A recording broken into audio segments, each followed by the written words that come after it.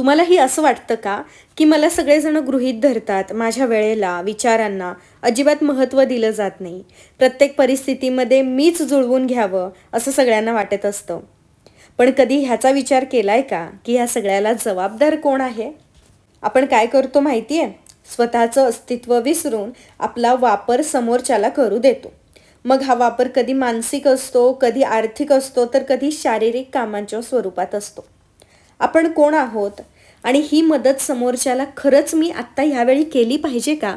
हा विचार एकदा तरी केला पाहिजे की नको? कोणीतरी अतिशय अडचणीत आहे, आपल्याशिवाय दुसरं कोणीही त्या क्षणी मदत करू शकत नाही, मग आपण आपला वेळ नक्की द्यायला हवा. पण आपल्या व्यतिरिक्त बरेचसे पर्याय समोरच्याकडे आहेत आणि तरीही मीच सगळं करणार हा अट्टहास चुकीचा नाही का?